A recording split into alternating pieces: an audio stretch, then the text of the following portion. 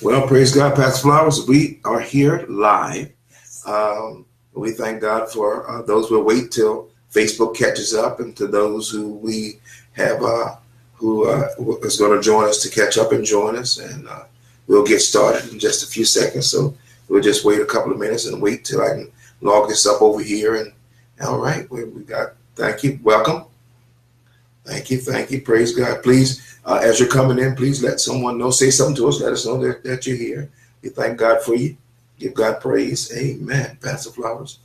Thank God. Thank God. Thank God. Let me put my glasses on so I can see. If you see me leaning forward, I'm only trying to get a better view of who's joining us. But we thank God. All right. Oh, my cousin. Yes. Oh, cousins. Yes. Oh my goodness. Praise God. Thank God. Sister Toya and Miosha, we thank God. Good to see you. Good to see all of you. Thank you for joining. Oh, yes. Praise God. Tony. Oh, Tony's joining it? Yes. Hey, Tony. Yes. I know Jacob's probably sitting by the phone and probably saying his little piece. We thank God for you. We thank God. Just if you'll just give us a second. Just want to log on here so we can see any questions that you may have. But we thank God for you joining. We're going to get started in just a few seconds. We just waiting for everybody to catch up, give people a chance to come on in, Pastor Flowers, and join in with us. We thank God for you. We absolutely do. Amen. Isn't God good? Hopefully everyone's had a good week up until this point. Hey, Tony. All right. Yes. How was your day today? Amen. Here we go. There we are. We're on here. We thank God. We give God praise. Just give me a second. I want to make sure the volume is not up on this, so we won't be having any feedback. Yes, Lord. Thank you, Lord Jesus. Yes, that's down. We thank God. We give God praise. Thank you. Yes. Love you too. Sister Toya, love you. Yes. Amen. God bless you. Tony Brown, thank you. How you doing? Yes. We're excited, Pastor Flowers. We're get ready to get started. Last broadcast, we just enjoyed being with you. Enjoyed you joining us. We pray that the broadcast was a blessing to you. That's our endeavor. Again, I say this at the beginning of every broadcast, that we're not doing this because we have time on our hands, and we're doing this because this is what God's put in our hands for this time, yes. And that is to reach out to relationships, to reach out to marriages, and try to empower and encourage them at whatever level that they are at. And it's important to us. This is not a fundraiser. This is not trying to be important or popular. This is about doing the ministry and the work and stuff, because we do care about relationships. We care about how people are affected, because it's true. All right, daughter-in-law, God bless you, from Louisiana. Yes. But we just care about how relationships affect, both positively and can affect negatively, the lives of those that are involved in. But Pastor Flowers, one of the things, before we get started, one of the things I think that we miss when we're dealing with relationships and learning how to grow into a healthy relationship is that people just don't know, and not just in relationships, at every level, they don't know how to talk. They don't know how to communicate. And go ahead, babe. And most important, just as important, rather, that I would say, is they don't know how to listen. They don't know how to listen. People, they know how to give verbal interactions. They know how to say words, but people don't do well listening. And I don't mean just not saying anything. I mean how you place and how you hear, how you perceive, and how you adjust yourself for what that person is saying, and being ready to react, not just in a defensive manner, being able to react towards productive, and it's encouraging and empowering to the people that you're talking to.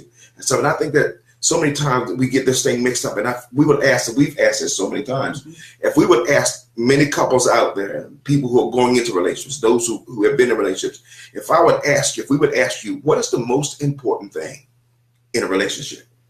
And most would say, and we've talked about this so many times, most would say trust. Yeah, and that's important. Say it again. Communication. Love. All that kind of stuff. Everybody would say all those, and those things are important. Yeah, important. But what we found out in these years of studying and dealing with relationships is that these things are important, but the most important thing in a relationship And I believe this is the most important thing. And I'm not talking about in reference to us allowing God to have his way in our life and stuff, because most important thing above everything is that Jesus Christ is in our hearts, and, Yes. and that we, that we get free enough to be able to develop in a relationship. These things are important. But in the dynamics of building a relationship, I believe the most important thing, and those are out there who may have heard, we've talked to or related to in some kind of way, may have heard us say this before, but I believe the most important thing in any relationship is understanding. Understanding. Mm-hmm. And Pastor, somebody said, wait a minute. No, it's trust. Well, if you don't understand the person that you're talking to, you're not going to trust them. Mm-hmm. Some may say it's communication. Well, how are you going to know what you're communicating about if you don't understand what the person is coming from or what they're communicating to you? Yes. So if we have understanding with clarity, if we allow the person that we're talking to. I like what you just said there. Yes. And when we allow the person that we're trying to communicate with to also have their opinions, yes, to also be able to communicate what their feelings is. Yes. Because oftentimes when there is a discussion going on or when there's an issue going on, it's a little bit one-sided. Absolutely. You find one person who wants to have all the logic and all the reasoning and all the understanding, and the other person has to be submissive to that logic and understanding, whether it's right or not. When we allow each other to be able to present their side, to present their feelings, and present their emotions, and you're not afraid. Let's say I'm presenting something and I'm presenting my emotions, and you're not afraid of what I'm going to say next, or you're not afraid of the level that I need to pull from you, then that's good. Absolutely. That's good. But many times in communications, in the area of communications, one or the other don't want the other to be able to put it on the table. They want to say all they have to say, get their point out, get it on the table, and then soon close the argument. Absolutely. Bottom line it. But Pastor Flowers, I believe, and on this subject, we're going to get to what we're talking about tonight, but and this goes right into it. But I believe if I take the time, if I show the consideration or the care to sit and listen what you got to say, yes, you will pull from that I am trying to understand. Yes, that's actively listening. Absolutely. And if I'm trying to understand, it makes you more comfortable to be honest, open, and detailed about what you're talking about. That's why I like one of the statements here that we're going to be talking about tonight. When we read it real quick, it says, when a couple is misfiring in their communication, it can many times be traced back to the fact that one or both have stopped actively and attentively listening. Absolutely. I think sometimes when the relationship starts to misfire in the area of communication, it's because maybe when one or the other has become passive. Absolutely. They just, I'm just going to hush. Just let him just say what he's going to say, because if I say something, it's just going to make the argument worse. Or if I say something, then it's just going to move from here to there. Or if she says something, it's just going to, so one or the other just say, just let's just say what you're going to say. And then it shows up in the area of misfiring. Okay, absolutely. Maybe you didn't say nothing in the argument, but see, there you are, Roman. You didn't say nothing in the argument, but it shows up. Absolutely. You was agreeing to everything in the discussion, but it wasn't really your heart. It wasn't really your point of view. It wasn't really your ideal. You just agreed and you just got quiet because you didn't want the argument. Absolutely. You didn't want to make things worse. You didn't want the cold, solid treatment that sometimes that you get, after that type of an argument. So you said nothing. You was passive in that, but began to get aggressive in the misfiring. Absolutely. All of a sudden, what's wrong with you? Oh, nothing's wrong with me. When what was wrong with you is that you didn't speak up. Absolutely. Absolutely. Well, Pastor Flowers, or they can become lazy in their communication. Yeah. One become passive, say, I don't want to do anything because I know you're not going to. It's also going to do is cause the argument. Or they become lazy because they say no. They made a decision. It's going to be worse. Or if I start something, what I mean by lazy is if I start to talk something, they may want to talk all night, and I don't want to talk all night. I just want to, and he hits right into the crossroad that you were saying. I don't want to I don't want to talk about this all night. I just want to say this quick statement, come to a quick conclusion, close the subject, and say we solved it. So when they realize that the other person wants more than just 3-word phrases, they want more, just a drive-by statement. Yes. They want to understand you and where you're going to and where you're coming from, and also what you expect from them. They want to know more detail, because so many times when we're lazy in our communication, or when we become slack in our emotional engaging of each other or attentive in that and stuff, we don't like to get deep in the conversation because it brings out things in us that we put away in storage. So what we want to do is sometimes just bypass those things, say it quickly, put it in a closet and stuff, and call it solved. We can never get to a place of clear understanding and clarity. Put it in the closet and call it solved. Absolutely. When it's knocking on the door trying to get out of the Absolutely. closet. When it's causing all kinds of misfiring because you didn't solve it. You got all these lumps up underneath the carpet because you kept sweeping things under the carpet. Absolutely. Or you got this great big elephant in the room and nobody's saying, why is an elephant sitting in the living room on the couch in the lazy boy? Right. You know, rearing back, drinking all the sodas and stuff. You know, and we but nobody's saying anything about the elephant in the room because they don't want to make waves. Absolutely. You know, Pastor Farber, sometimes couples sit in the house and they think they've solved everything, or at least they've gotten to a place where both of them can settle. And settling is not good. It just means that both learn to lower the standard. Yes. Every time an argument comes, they learn to lower the standard some more. And they hear these noises in the house. And where are these noises coming from?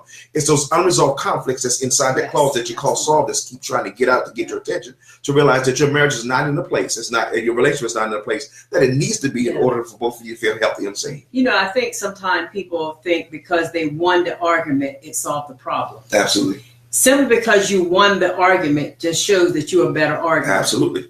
It doesn't mean that the problem is solved. Absolutely. The problem is solved when it can come to a mutual resolution that both people can benefit from. Absolutely. That's when you can say you can solve a problem or solve an issue, or you can grow from it and move on to the next thing. But so many times the only thing people want to do is when they get into a discussion, when they get into an issue, when there is a problem that has rose, they just want to come out as the winner. You know, we can be in our relationships emotional and spiritual thugs. Yeah. And then that point goes right back to what you said. All we want to do is win the argument. Win it. But for a relationship, there is no win unless everybody benefits from it. And the enemy that's coming against your relationship is put on a flight. Yeah. If the only one that is subdued in that argument is the one that you're arguing against, you haven't won. You just thugged your way to a place of settling. And you don't want to ever get into a relationship where you're a thug, where it feels like if I can argue my point the best. And it's not just men that do this, women do this as well. Yes. Both men and women can learn how to argue. Sometimes, to be honest, it is predominantly, most times, the men that when it comes to thugs, they thug their way out of not answering to anything. Women cry their way out sometimes not to answer anything, or they just close out because they said, I'm tired of giving my heart to you. Absolutely. I'm tired of giving my heart to you, and all you have to answer is only answer you have is, see, that's her, there you go again. Or I don't want to get into that, or I don't want to have no long drawn out conversation. That's not an answer to the need of a healthy place in your relationship. We need to be a bit answerable to one another, and I need to slow down. Mm-hmm. We need to be answerable to one another if we want the clarity to be able to measure that we move from one level to another. Yes. We can't just hope for it if we haven't done the exercise to get there. We have to be to communicate with clarity and understanding to bring the person where we're at. You know, one of the illustrations we used one time, and I did this. I used to do this. We'd be riding down the road, and I'll see something, and I'll say, "No, I'm gonna talk." I remember we didn't talk about last week. Now. So we got to go over that too, you know. Okay. I don't know how we're going to get it in there, but we'll get it in there somehow, you know. So, and I'll be riding down the road, and I'll see something, and I'll say, "Did you see that?" And everything. And by the time you say that, no, we don't pass it. Okay. We don't pass it. And she said, "No, I didn't see it." Now I'm frustrated because she didn't see it. Well, see, I had a chance when we were riding. I saw it, caught my attention coming to it. I was still looking at it as we were getting closer to it. And then I wanted her attention as we was going by it. And sometimes what happens in relationships is, whether it's a man or woman, is that sometimes there will be things that are stirred up in us. We'll think about it. It'll get closer to us as a frustration. We'll look at it and we'll turn it upside down because it's frustrating us. And by the time it's frustrated us to the point where we lose words to it, now we're asking them to understand halfway through our manipulating it to understand where we're at, but we haven't brought them up to speed. Or it's like bringing someone in the middle of a conversation that you had in your mind, and then you want them to catch up when you give them the half of the conversation from your verbal interaction. And then they say, "I don't know what you're talking about," and you think they're being smart. Yeah, like all of a sudden I look at you and say, "You know, that was red." And you don't know what there's no subject, no nothing. You don't know what I'm talking about. You look at me, you go, "What I'm talking about?" And I go, "The carpet," as if you should know what I'm talking about, you know. And that happens a lot of times in relationships. Absolutely. We take for granted that the other person already know what we're talking about. And when we're trying to talk on the subject and they can't, jump on and flow with us, we think they're trying to be smart. So, of course, we're going to get smart back. Don't want to admit that in the relationship many times there are some immaturities. Yes. That we have to admit that we ourselves have. Absolutely. And it's not fair to want our mate to always understand us when we don't press to try to understand them. Let's use this one more illustration. Riding down the road. Okay. Man on the side of the road doing something, or somebody's on the side of the road doing something, and stuff. They may be on my driver's side and stuff, or we riding down the road and stuff, and I may be asking her to read a map. And so we're riding down the road and I want her to read the map or read what the, what's that thing called? GPS doing. Yes. GPS doing. So I'm riding down the road. I'm just looking at the road. I'm looking at all the things around the road. She's keeping her eye on the GPS or on the map. So I ride by and this man is doing something strange on the side of the road. And I'm riding by and in my mind I'm thinking, hey, that's crazy. What in the world is he doing? Then we get by and I said, do you see that man? Do you see what that man did on the side of the road? And she looks at me and says, no. I'm thinking, you didn't see what's on the side of the road? I forgot all about the task that I asked her to do, or the things that she was doing to help us get to where we were going. Now I'm frustrated because she didn't see what I saw, but I was looking at what was going on. She was paying attention to something else. And then the argument starts when I said, well, you told me to look at the GPS. Then all of a sudden, there's the argument. Then I'm thinking, now here goes. Now here's where the argument comes in. Not that you told me to look at the GPS. You should have felt my mind being distracted by something. You see how immature that sounds? Yeah. You should have felt my mind being distracted by behavior that's going on the side of the road. Oh, why wasn't your attention pulled to the side of the road? Mine was. Because you would look, that's where your focus was at. We've got to learn as believers. And we got to learn as couples to understand that if you get upset when they give you a thought that was in your mind and you try to tell them not to read your mind, don't expect it when you think when it's to your benefit. Meaning, if y'all have an argument, and one says to the other, I knew you were thinking that, oh, now you're reading mine. Now you're frustrated because it sounds like you're reading their mind. But when it comes to you trying to get them up to pace to something you've thought about or something that has got your attention or something that's distracting or frustrating to you, you use less of understanding, you use less evidence. You don't bring them up to speed to what you're thinking about, what you're feeling, but you expect them to catch up with what's already going on in your mind. Well, that's not clarity. You'll never come to a solution or any place where a conclusion can ever come to this healthy for both people if we won't bring understanding to the discussion, to the conflict, to the argument, or whatever you may be having. If you don't bring any understanding, you'll never come to a place of solution. You find a lot of people too that's like that. They often are closed and don't bring people in. Mm-hmm. They'll look at you right quick and say, well, you don't care. I'm going through this and you don't care.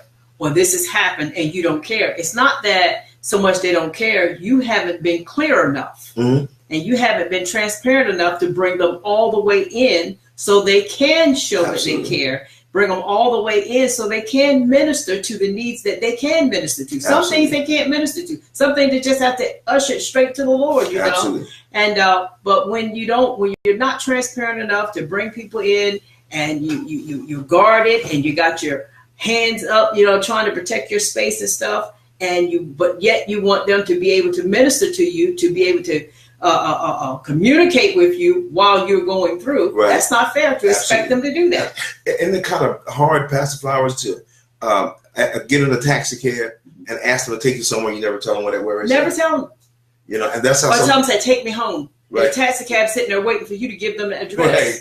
You've got to open up and share what's happening on the inside of you. Share what's Absolutely. Happening. Share what you need somebody to minister to. That's a part of communication. Absolutely. You can't look for somebody to have to always use all 9 gifts of the Spirit to find out what's going on with their mate. Right. You're absolutely right. When you have a mouth, you can talk, you can be able to share. There's some things that your spouse will pick up. There's some things that spiritually they will know. Absolutely. But there's other things that you will just have to open your mouth Absolutely. And say, look, I'm going through this. I'm not having a good day. I'm dealing with some depression. I'm dealing with some anxiety. I'm dealing with some frustration. The enemy is trying to make me think this here. I need you praying. What's wrong with being Absolutely. Open like that? Absolutely. It takes time to show your care. Yes. That's what understanding is all about. Taking time to show your care. You don't mind listening as well as giving the information necessary to bring everybody up to speed to where we're trying to get to. When we do that, trust comes, love comes, understanding comes, wisdom comes. We have a battle plan to come against the enemy. We can now deal with the solution on the same page. We don't have to wonder where the other one's coming from because we've given enough understanding for them to know what we're trying to get to. And the misfiring happens when they get a wrong diagnosis. Absolutely. Because you didn't share enough. Right. Well, you should have known. Mm. Well, I thought you were just going through depression. Well, I'm not going through depression. Every time you turn around, you think it's depression. This. Tell them, share Absolutely. with them. If your behavior looks like something that you at least told them at one time, then what they're going to do is they're going to immediately start to, and they're going to start warfare in the area that looks like what you share with them at one time.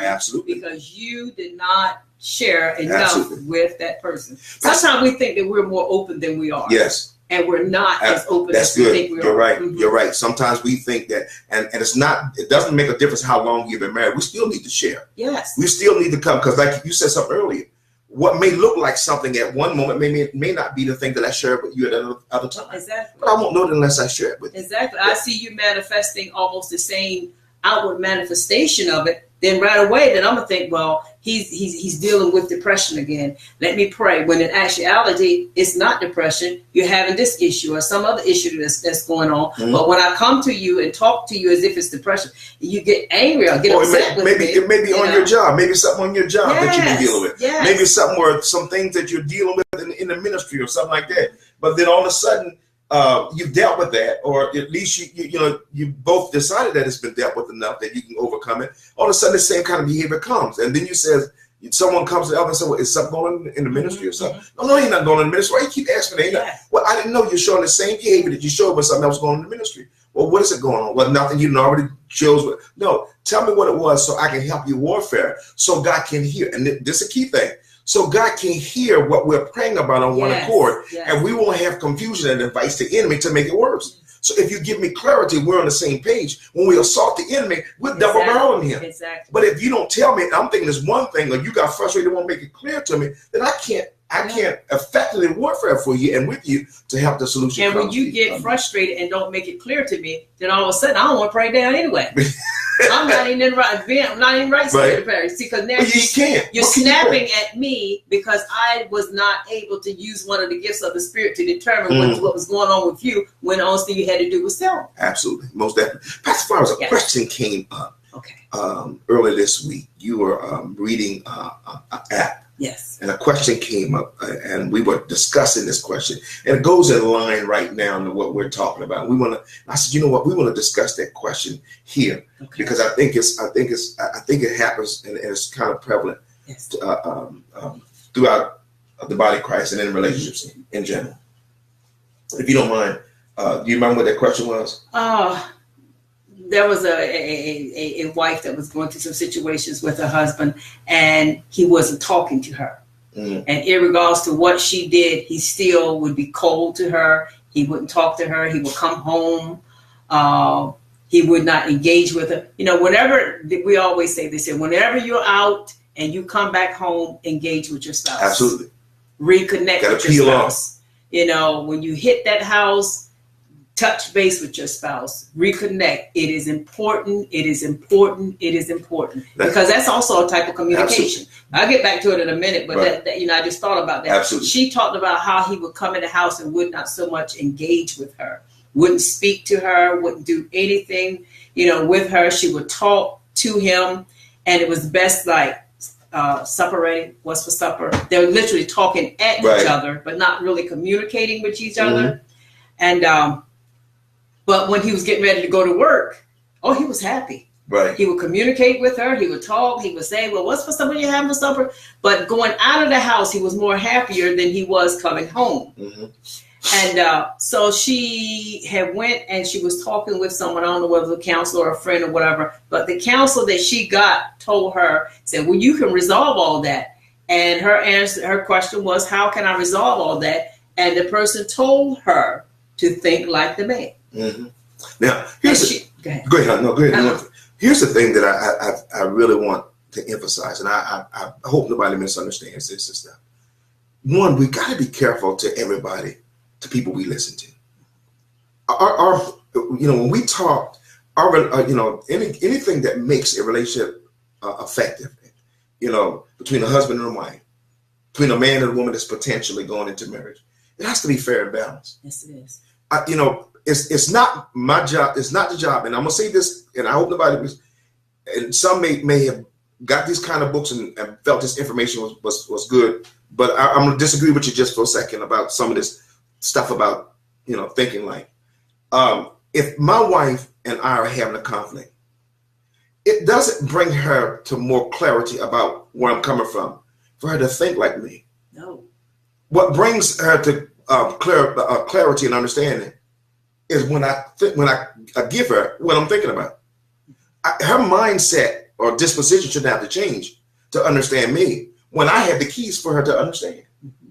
So it's not that they told her to think like a man. They told her to go to him and to tell him that she loves him, and to tell her that she respects him and all that.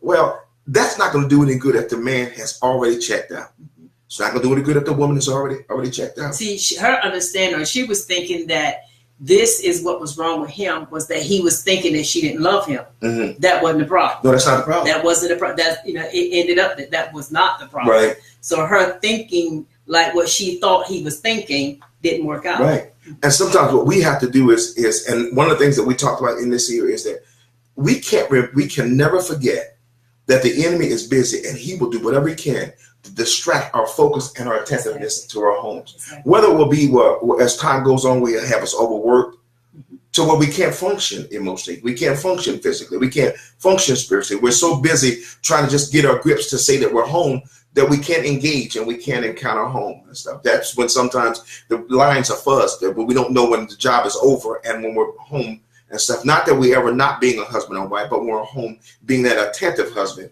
and wife.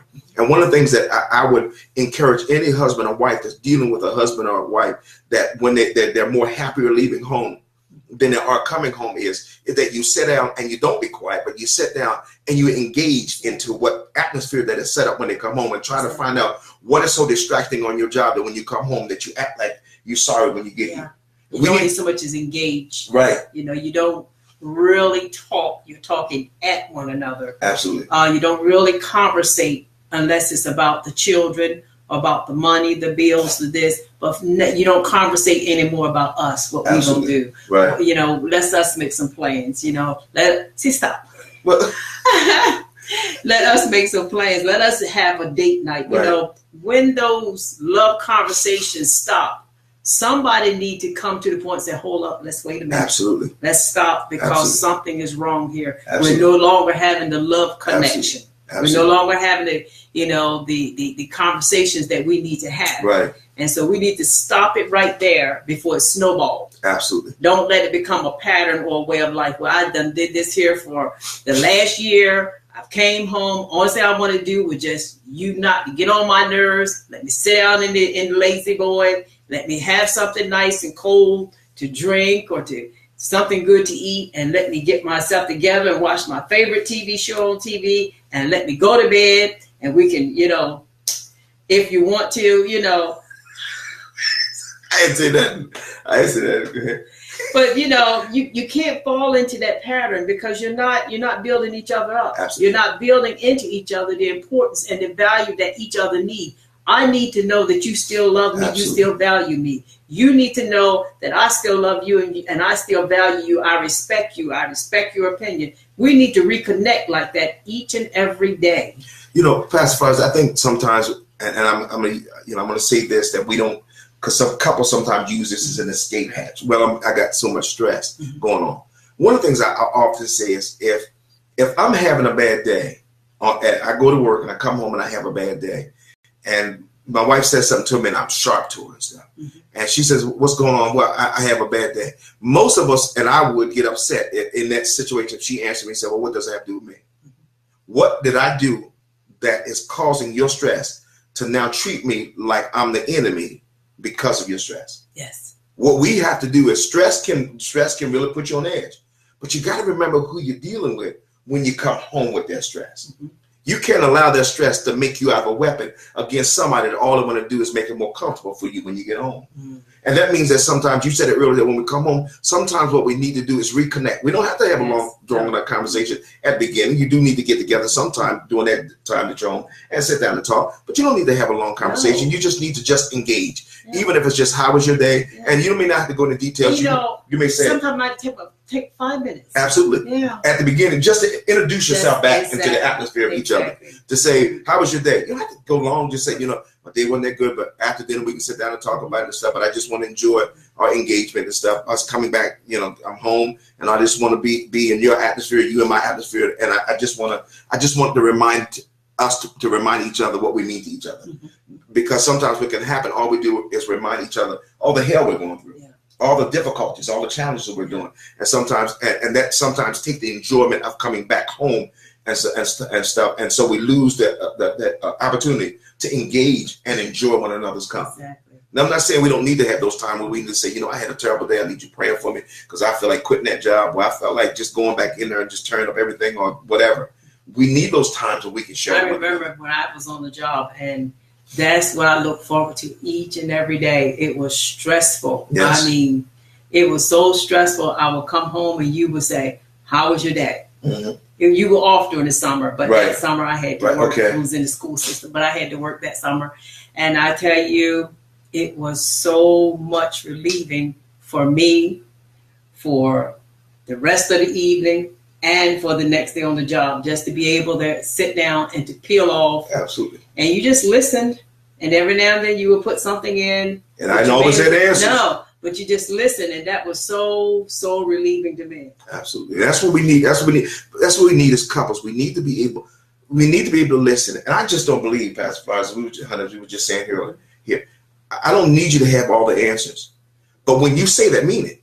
Because there are sometimes you'll have a discussion and you want them to give you some answers, and they may not have the answers, and you get mad when they don't. Mm-hmm. Recognize that sometimes they won't have the answers, but submit it to one another. Then you can ask God, help us and direct us how we can change this thing and how we can cause this thing to be better. And how we do that and stuff is that we just learn to listen. Mm-hmm. Don't just fiend answers. If you don't have any answers, just say, I don't have any answers, but I'm here to listen.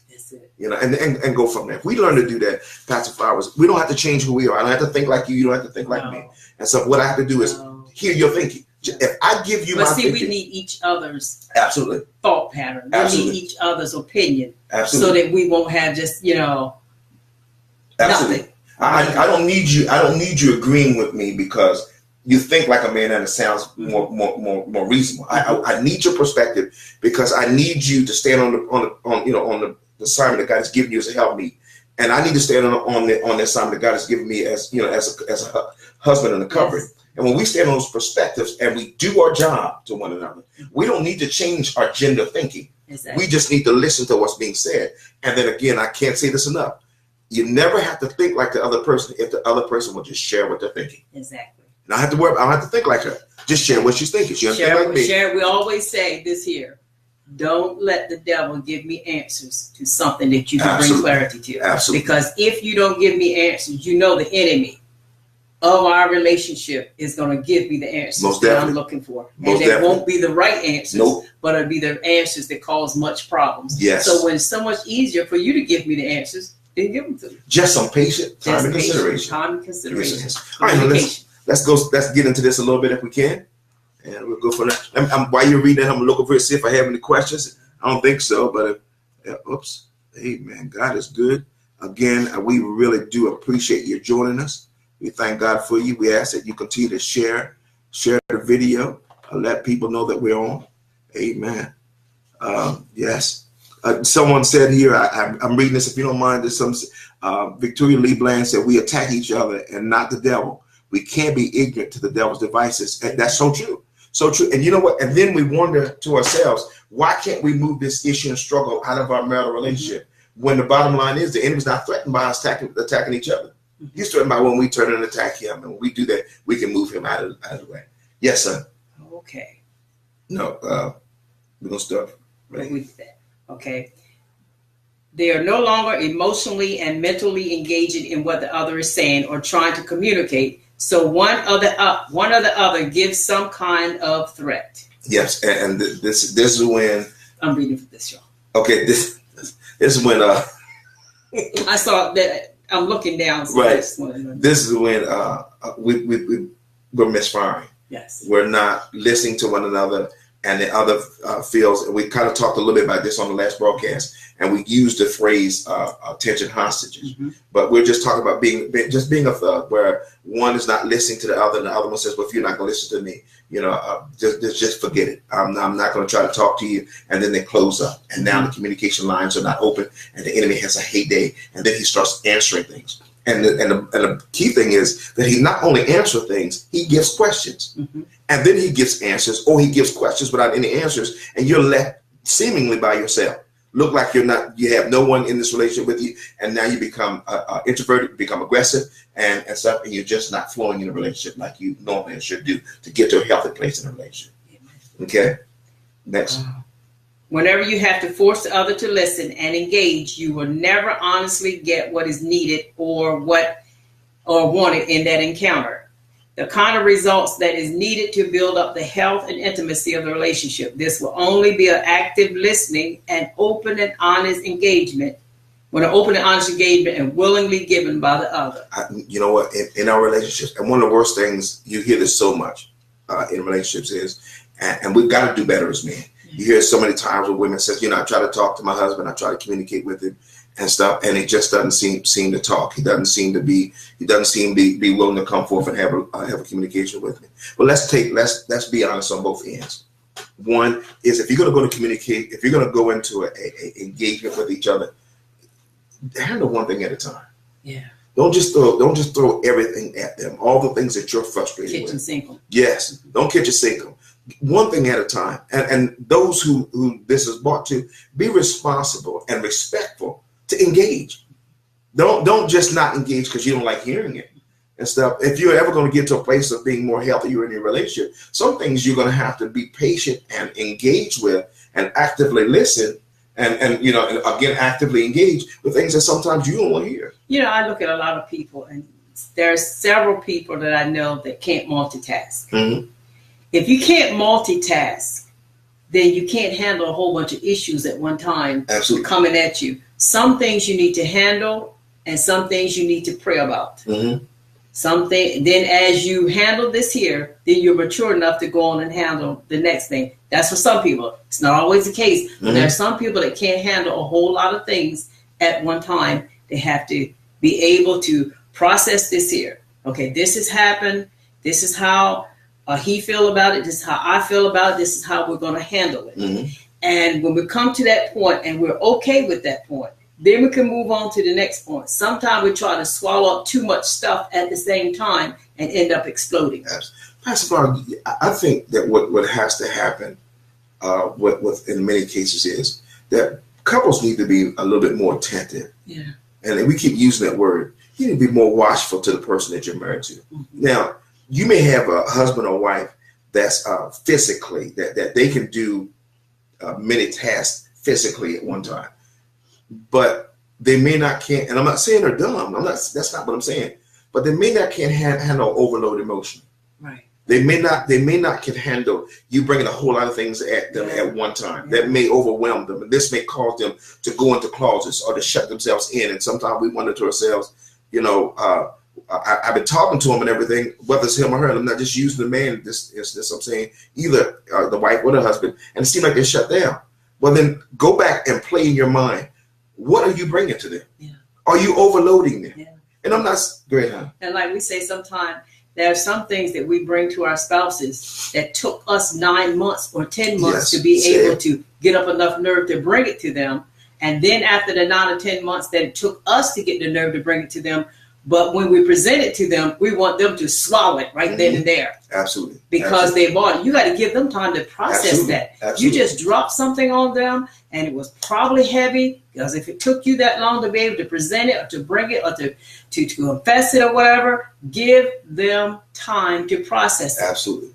Give them time to find a place for it. Give them time to get some healing in that area. You can't look at them and holler, well, you're supposed to just deal with it. You're supposed to just be here. I'm going to be honest. Emotions don't act like that. No. You got to give it time to be able to process some things. Absolutely. And you have to be able to help and be willing to go through the process with them. Absolutely. Don't be so embarrassed by what has happened or upset by what has happened. you have got to be able to answer to some things, because there's going to be some questions. Don't present nothing to anybody and then say, well, I'm just going to tell you, and I don't want you asking me no questions about it. No, this is fair. What happened. This is how it happened. They have to be able to understand and process it. So, you might find some people that are super spiritual and say, well, I can handle anything. Just tell me and I'll forgive it and so forth. So good. Well, the worst thing you can do with that is you have a shopping list. Because they did this, and you said, you know what, I'm going to just pray about it. Yeah. But it's messing with your mind. It's messing with your mind. So you write that down. Yeah. Then something else happened, and you get frustrated. Yeah. You say, I'm going to just pray about it. You write that on the list. Mm-hmm. And then after a while, after so many things, you get frustrated, you become this ticking time bomb, you explode, and you bring your whole shopping list in after you done got frustrated, and you give them that shopping list, and you tell them, deal with it. Yeah. It's unfair. And here's I don't want to hear no more about it. Yes, it's unfair to take enough time for it to frustrate you, and then bring it to a person that in the amount of time that it took to frustrate you, they may have forgotten. Yes. Now you're bringing it up to them and stuff, and you're asking them, come on, be emotionally responsible for what I'm telling you now. And they're looking at you and having two thoughts. One, I don't remember that, and now you won't call them a liar. But the time it took you to get that frustrated to become a ticking time bomb, it may have been enough for them to put it aside and just forget about it. Or secondly, you want them to become emotionally attached to their behavior again when they forgot and put it away. And now they're no longer emotionally attached to it or responsible for it. And all they're asking you to do, and this should be our responsibility, is at least bring me up to speed to how you feel about it, and give me the same time it took for me to bring it back to mind and take responsibility that it took to make you frustrated and angry enough to bring it to me like you did. When we do that, we can always get to a place of solution. But it's not fair to each one to wait till. And some couples do this. I ain't gonna say nothing about this. I'm gonna wait till they do something. And when they do something, I'm gonna bring this up. And when they try to tell me about the mistakes I made or things I've done, I'm gonna bring it up to them about the mistakes they did. So you just come to a point of ping pong. That's it. You did this. No, you did that. You did this. Well, you did that. Well, you did. Nothing's gonna get solved when you start to ping pong it. No. Another thing too is when they do come and bring it to you, then don't hold on to it just to make them guilty. Right. Just to make them feel even worse. Right. Or to make them feel like, I bet y'all never bring nothing else to you. Right. If you find out about it, you'll find out about it in the street, because I'm not telling you because of how you treat me now. Whoa. And we cannot push our spouses to a place where they no longer see you as a benefit to talk to. Yeah. And that's in anything, at any level. Let's just come out of this thing about relationships as a whole. This isn't, about marriages but talk about relationships as a whole.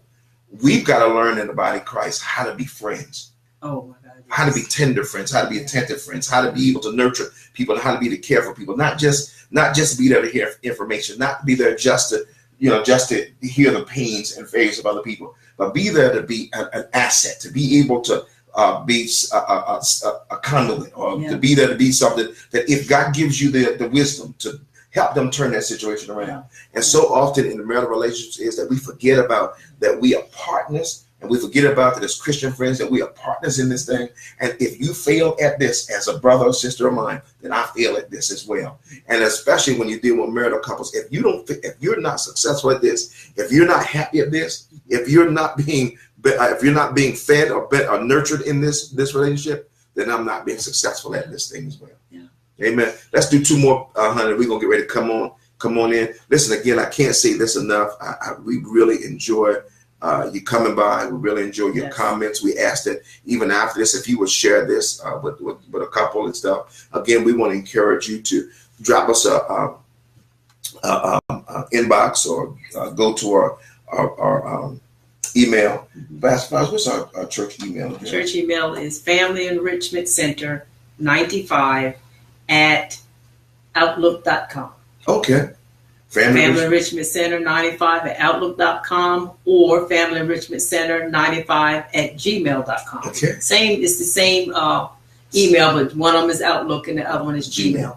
If you have any questions or comments, drop us a line at an email or give us an inbox here on Facebook and stuff. We certainly do read over them. And if you have a subject that you would want us to discuss or talk about, please drop us a line and we will certainly get on that subject. That's what we're here for. We're not here, to all the things I said before. We're just here to one thing I wanted to talk about. We was talking a while ago about bringing stuff to one another and sharing with them, and how sometimes it takes us a long time before we can bring it to them.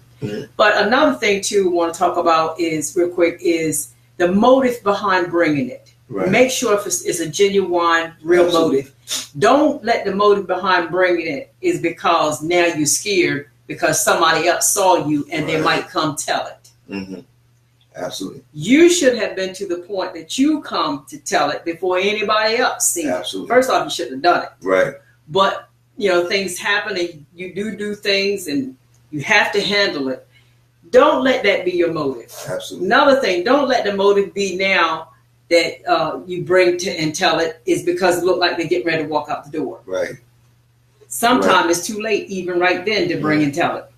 Absolutely. You gotta be able to talk to one another. Absolutely. And be upfront with one another. Absolutely. And be able to share with one another. Love and honor one another. Absolutely. Absolutely. If we love and honor one another, we wouldn't have to be bringing too much stuff anyway. And even if it's just personal issues or struggles, because can I be honest with you? There's couples out there that have personal issues that they're not talking to each other about. They're having struggles and they're having things that they're dealing with. They're dealing with by themselves.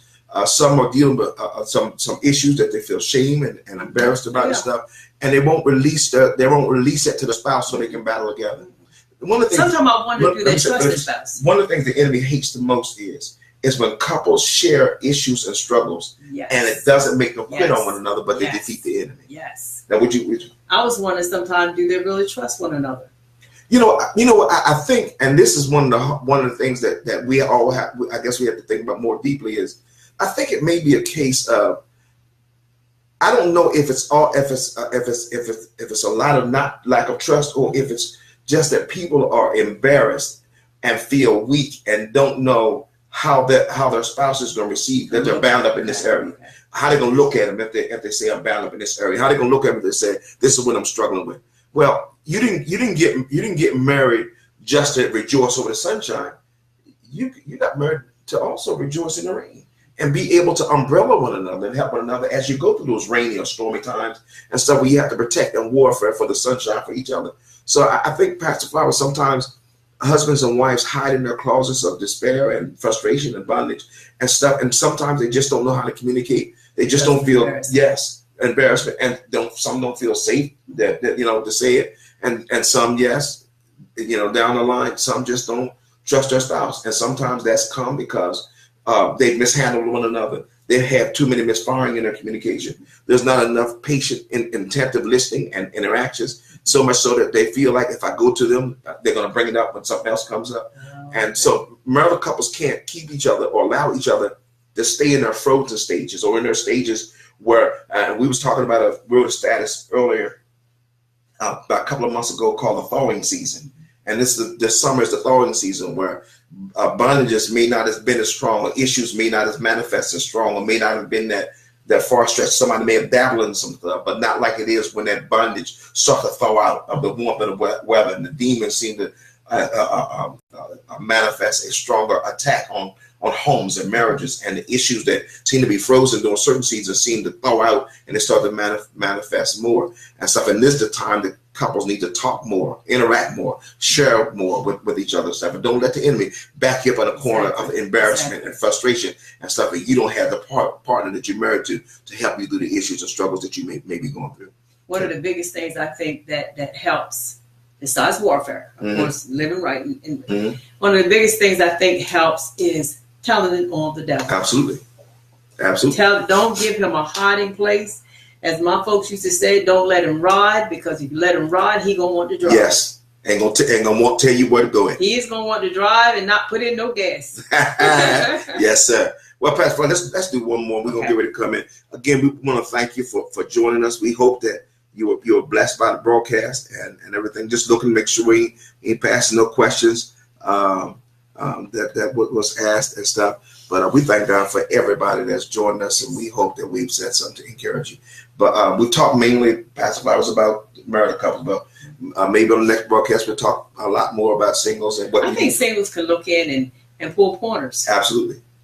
prepare themselves. Absolutely. Or even if they're in a relationship that's heading towards being engaged or heading towards marriage, they can look at some things. Absolutely. Because they can deal with it right now. Absolutely. And then don't have to take it into the marriage. Absolutely. Here it is. It says, no relationship, and especially the marital relationship, can be successful without those in the relationship being able to see and express value in what the other has to offer towards them and in the relationship connection. I like that. Absolutely. In other words, for a developing relationship, a marital relationship, and a family relationship to grow and be made strong, everyone in it must feel like an acknowledged working part of the way the relationship and connections function. You know what, Pastor Flowers? It's not all about one person. No. I believe this.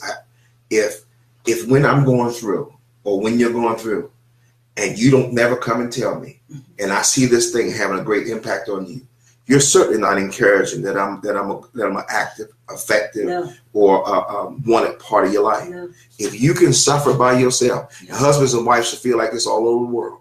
If your spouse can suffer by themselves, there's a problem. There is a problem. Not because I wasn't watching, not because I was inattentive, because you kept it to yourself. You didn't feel that you should share it with me. And this is another thing. I don't want this stuff about. I didn't want to burden them. I didn't want to put any weight on them. You're built for that. That's what marriage relationship becomes. That's what help needs are. Absolutely. We're built to help carry the weight. If anything comes at you, I'm built to carry it. Anything comes at help you carry it. Anything comes at me, you're built to help me carry it. But I got to tell you what it is. I got to communicate it to you. Well, Pastor Flowers, I think this time is up. Although sometimes, the Lord will minister to one another. Oh, yeah. I'm not concerning that, but I think sometimes, and you're absolutely right. I think sometimes we may rely too much on God doing a job that God wants us to do. Yeah, He wants us to communicate with one another. He wants us to talk to one another. He will make our communication effective, and He will make it blessed. But we got to give it. We got to start something. We said some years ago, God wants something to work with and stuff, and we give Him something to work with. We give each other something to work with. Otherwise, you could have a relationship whereas he's thinking, well, he's talking. She don't care no way. Right. She don't even act like she care about what I'm going through. She see me going through this here. And then she probably thinking, well, he don't want to share with me no way. So just let me stay out of his way. He's dealing with whatever. Maybe he's talking to somebody out there. And he don't want to share with me what he's talking about. So there's two ideals that's going on. That's absolutely wrong. Different. Yeah, absolutely wrong because you won't talk. Right. You want her to care. She wants to care. But you got to give her what to care about. But you got to give them what to care about. Yes. Well, did you want to share that story? I didn't get the platform. Story? About the one, Let me set the platform up. I didn't set the platform up, right? But I guarantee you within the next couple of broadcasts, we're going to have to get that story out because it's just burning in my spirit. And I got to get that story out. So probably next week. We got the next broadcast. I'll set up a platform so we can get that. So we get that story. We think. So you got. Why don't you write it down so we won't miss no part? I'll help you write it, and so we can get it right. Is that good? Let me tell you what the story is. No, I ain't set the platform up. You can't tell it yet. I got to set the platform up and stuff. So you sprung the one on me last broadcast. I said, oh man, I got to get the other one out. Just have it imbalanced. Listen, God bless you. We do thank you for joining us. We ask that if you would please share this broadcast, share this tape, this session with someone else. We hope that you were blessed by. Please keep us in your prayers. We certainly do enjoy. You see something, hon? I was just reading what Trudy said. She said, good info for any relationship you're in. Mother and son here, still learning how to understand and communicate. Oh, Ryan. Hey, Ryan. Yes. All right. All right. Hey, man, love y'all. Love you. Love your family. Thank you, every one of you, for joining. Now, Ryan's my grandson. Yes. When I said. Yes. Hey, man, we thank God. Thank you. Well, God bless you. Listen, those of you who are single and you're in a relationship and it may be going to marriage and stuff, and you think it may be going to marriage, don't be in a hurry. No. Let it develop to a place that both of you can feel safe going to the place where you say you want to arrive in. If you do that, you made the right decision. And you can be happy in relationships. Oh, most definitely. Oh, my God. Most definitely. Every day. Just connecting every day and be happy. Now, I'm going to ask you a question because I got to get ready to close on this. What? I know. Look at What am I asking? I don't know. Well, you said you knew. Because I know how you are. No. What you cook? Yeah. Cause I'm kind of hungry now. As well, tell them so they know. No, tell them what you gonna cook now. I want some spaghetti. I want a side salad and some Italian bread. And what else? I tell you what, we'll go in there and cook it together. Well, listen. God bless y'all. God bless you. Talk to you later.